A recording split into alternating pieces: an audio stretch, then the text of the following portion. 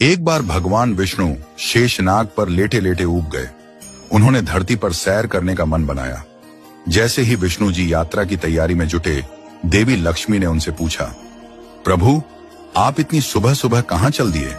विष्णु जी बोले, प्रिय मैं धरती लोक पर घूमने जा रहा हूं।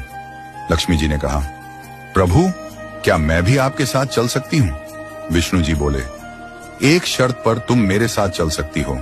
धरती पर पहुंचकर उत्तर दिशा की ओर बिल्कुल मत देखना। लक्ष्मी जी ने वचन दिया। सुबह सुबह मां लक्ष्मी और भगवान विष्णु धरती पर आ पहुंचे। सूर्य देवता निकल ही रहे थे।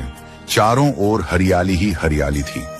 मां लक्ष्मी मंत्र मुग्ध होकर धरती को देख रही थीं और चारों ओर देखते हुए कब उत्तर दिशा की ओर देख लिया उन्हें पता ही नहीं चला।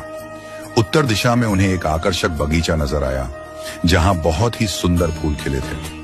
मां लक्ष्मी बिना कुछ सोचे समझे उस बगीचे की ओर चल दी और वहां से एक सुंदर फूल तोड़ लाई।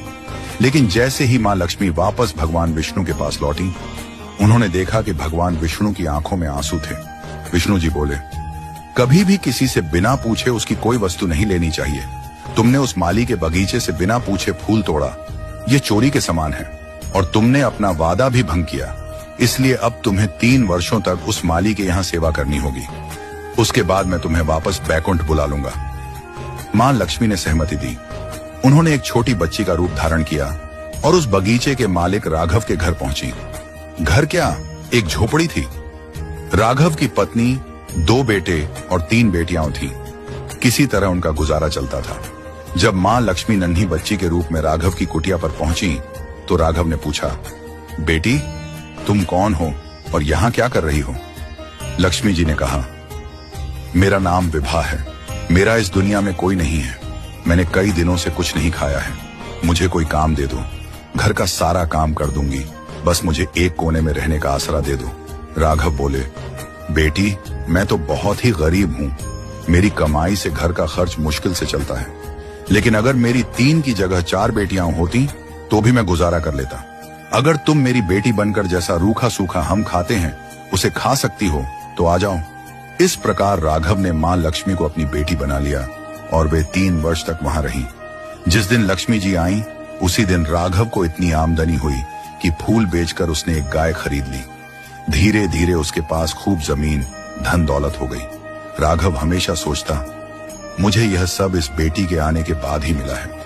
एक दिन जब राघव खेत से लौटा तो उसने देखा कि उसकी बेटी के स्थान पर एक दिव्य देवी खड़ी है, आभूषणों से सजी तेजस्वी रूप में। राघव समझ गया, यह तो स्वयं मां लक्ष्मी है। वह और उसका परिवार विस्मित रह गए।